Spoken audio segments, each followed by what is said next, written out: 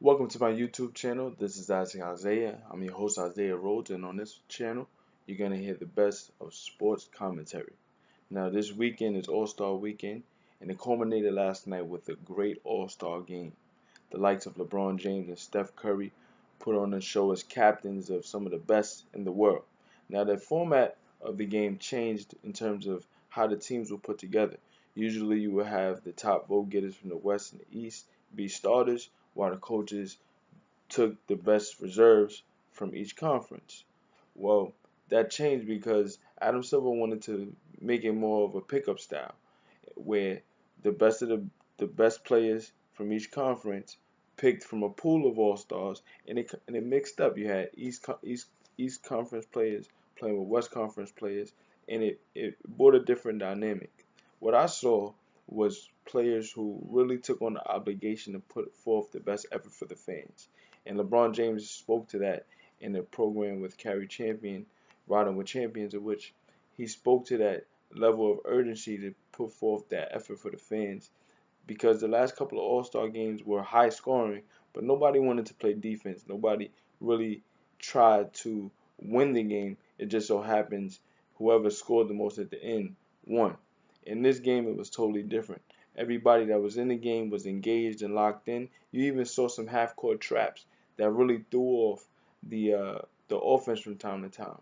You had great performances from LeBron James, who won his third All-Star Game MVP. He had 29 points, 10 rebounds, 8 assists. You saw great performances also from Kevin Durant, who had 19 points, 6 rebounds, 5 assists. DeMar DeRozan had 21 points, a homegrown Compton kid from California. Damian Lillard from Oakland, California, had 21 points. On Kyrie Irving had 13 points, 7 assists. Russell Westbrook 11 points, 8 rebounds, 8 assists. But more than anything, I was encouraged by how engaged they were.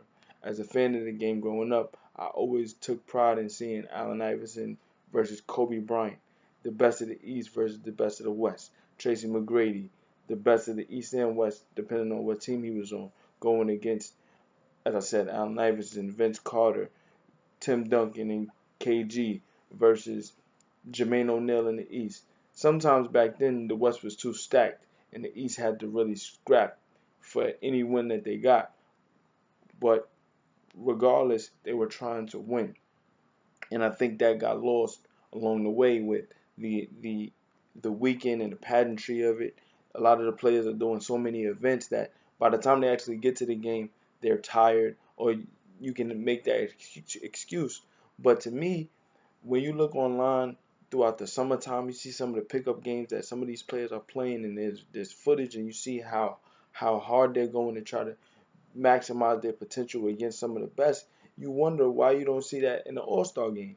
So to see that last night where Team LeBron beat Team Steph 148 to 145, although it was extremely high scoring, you saw how competitive each player was. So salute to Adam Silver, salute to LeBron James, salute to Stephen Curry, salute to Coach Dwayne Casey, who coached LeBron James' team, and Coach Mike D'Antoni, who coached Stephen Curry's team. Just to see that, I was encouraged by that for the future. Now, the overall weekend, we saw some great performances as well. Going back to Friday, you had the World versus U.S. game where the best rookies and sophomores went against each other. Bogdanovich from the Sacramento Kings actually won the MVP. He had 26 points, but really came on at the end of the game and really swung the game in the World's favor. Buddy Hield, who also played for the World, had 29 points, and it was good to see him kind of get in the groove and come into his own this year. I know as a rookie, he kind of struggled trying to find his place in New Orleans, and then he was traded to Sacramento. But he's finding his groove in the NBA, so that's good to see. For the U.S., you had Kyle Kuzma, who had 20 points, and Jaylen Brown from the Boston Celtics, he put on the show as well. He had 35 points, 10 assists. That game was good, and you saw the future's in good hands for the NBA. Prior to the World versus U.S. game, you had the Celebrity game in which Quavo from the Migos, he won Celebrity Game MVP at 19 points, 5 rebounds, and a huge block that, when you see how engaged he was into that game, he really looked like a ringer compared to some of the celebrities that were actually playing. But he won MVP. It was a good game as well. Sometimes the quality of the celebrity game isn't the best, but they're out there having fun, so that's good to see. Now, All-Star Saturday night, everyone's engaged and locked in on the slam dunk contest 3-point shootout. The 3-point shootout was amazing. And sometimes I feel like the 3-point shootout is actually the event that everyone wants to see. You got some of the best sharpshooters in the world. Klay Thompson, who was the reigning champion. In my opinion, it was Klay Thompson versus the field. My sleeper pick was Paul George because he has the homegrown LA crowd. They're rooting for him. I thought that would really, propel him in certain degrees. But sometimes shooting off a rack and shooting in the game is totally different. Well, not sometimes, it is different. And I think that affects some shooters. Paul George didn't perform the best. Devin Booker put on a show. He said in his mind, even if Phoenix is losing, I'm going to walk away this season with something. And his second round, where he scored 28 points, was the stuff of legends in terms of shooting prowess. Now he had to really max out because Klay Thompson had 25, so they were on each other's heels for the crown. But he put on the show as a shooter, and it's good to see him get recognition as a great player. He's up and coming. Last year, in year two, he had 70 points in the Boston Garden, and although they lost, the Boston crowd was rooting for him to get 70 because they understood the significance of what they were watching. So to see him continue to leap and perform leaps and bounds ahead of where people had predicted he'd be is something good to see. Also, from the skills challenge, Spencer Dinwiddie from another bottom feeder, the Brooklyn Nets, although the Nets are losing, he walked away with some hardware, and he's a young player that is really the face of that franchise at that point for a team that doesn't necessarily have the superstars that could carry most teams. They're kind of piecing it together, but they play hard every night, and he's been recognized as the leader of that team and has to carry on a lot of responsibilities in terms of being a facilitator and a scorer. In the skills competition, he was able to showcase all of his skills, and he beat out Laurie Markkinen, who on the big side of the field beat out Joel Embiid. So to see Spencer Dinwiddie get recognition, that's good to see. Going to the slam dunk contest, everybody's always enthralled by the slam dunk contest because of the history of it. You got Dr. J, Michael Jordan, Dominique Wilkins, Vince Carter, Gerald Green, Zach LaVine, and so many other great players that have won the slam dunk contest. But in recent years, and I think with the advent of the internet, it's very difficult to see the dunk contest in its purest form because on the internet you see so many great dunkers performing some feats that you wonder why the NBA players don't do it. But a lot of times, great dunkers on the internet, they focus on that and maintain that throughout, pushing boundaries. Whereas in the NBA, sometimes they being in game, you don't have to think. But when you're in a dunk contest under the lights of 20,000 people, you have to be creative, and sometimes that's very difficult. I saw Victor Oladipo in the dunk contest this year. As great of an in-game dunker as he is, this is his second slam dunk contest. He didn't perform the best because it's not comparable to an in-game situation. But that being said, the slam dunk champion and potential rookie of the year, Donovan Mitchell, put on the show. He played to the crowd wearing different Utah Jazz jerseys. He actually wore a Vince Carter jersey in honor of Vince Carter, one of the greatest dunkers to ever live. And many people believe he is the greatest dunker ever. He did a 360 windmill in honor of Vince Carter. You saw Larry Nance, who honored his father. He's actually playing for the Cavs, where his father made a name for himself with the Cavs. His father, Larry Nance Sr., won the first NBA dunk contest, and he honored him while putting on his jersey. It was good pageantry, good to see. But in my opinion, as great as these players are trying to get to and pursue in terms of making a name for themselves, sometimes it's the outside extracurriculars of the All-Star game that really take away from it. Look at the dunk contest, for example. The judges. You have the great Dr. J. You have the great Lisa Leslie. And then you have DJ Khaled and Mark Wahlberg. Now, I'm not taking anything away from their brands, but sometimes when you have judges that aren't necessarily locked into the standard of whatever they're judging, it takes away from it.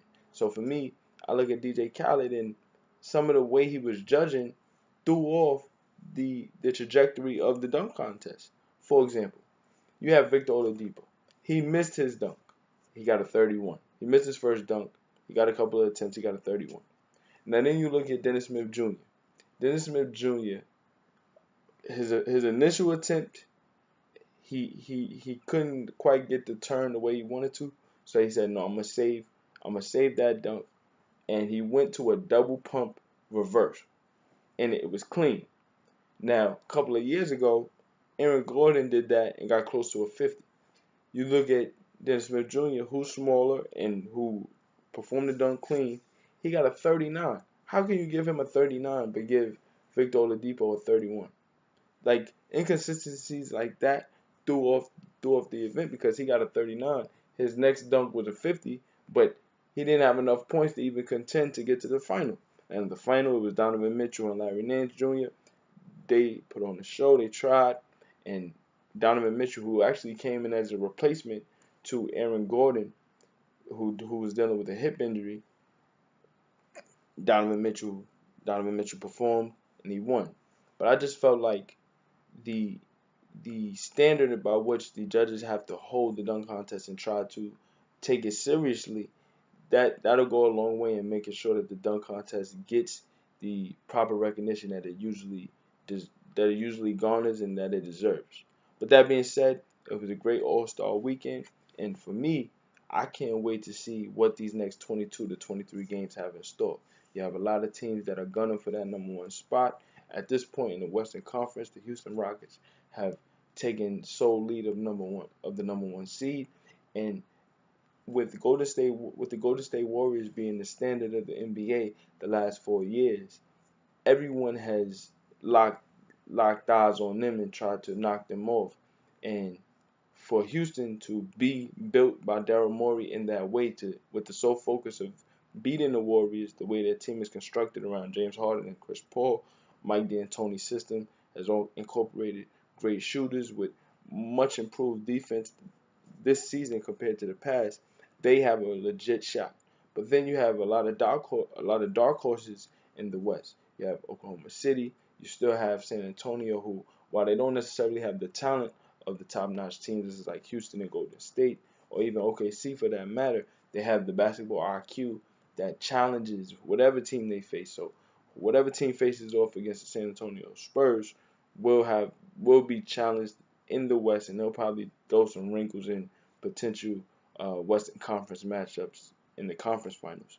In the East, it's LeBron versus the field. Now, this particular Cleveland Cavaliers team has had a lot of different identities, by going through different forms of adversity throughout the season up until this point.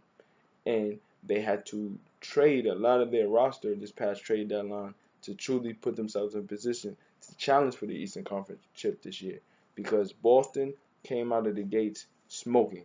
Kyrie Irving, who was on Cleveland last year, traded for Isaiah Thomas and Jay Crowder in the draft pick. He, along with Brad Stevens' system and the young players they have, Jason Tatum and beyond, have put Boston in position to be the Eastern Conference frontrunner. But then you have Toronto, who has been under the radar but playing extremely well. They're number one in the East at this point. They're really putting themselves in position to challenge LeBron. As I mentioned, it's LeBron versus the field. And because of all those adversities throughout the season, the lack of inconsistency on the defensive end, it's really put Cleveland in position to really be doubted, where these teams in the East are smelling blood. Do I fault them for that? No, I don't, because Cleveland has not played up to their potential. But getting these trades that they got at the trade deadline, the likes of Larry Nance Jr., George Hill, Ronnie Hood, Jordan Clarkson, those players are young and hungry and they want to perform. So putting them in position with LeBron, that really, I believe, will re-energize LeBron to play a lot harder, especially in these last 23 games, to put forth the best performance basketball-wise. And then going into the playoffs, we'll see if Boston or Toronto is capable of knocking off this Cleveland Cavaliers team. Now, if they face the field in the West, whatever team they face in the West, I think they'll be an underdog if Cleveland or Boston come out of it. But I think it'll be a sight to see. But we still have 23 games left, so for the second half of the season, you'll get much more content as things materialize and break down. We'll have much more to talk about. This is Ask Isaiah. I'm your host Isaiah Rhodes, and I'll be back soon. Later. Make sure you hit the subscribe button to get the best of anything sports content right here. Ask Isaiah.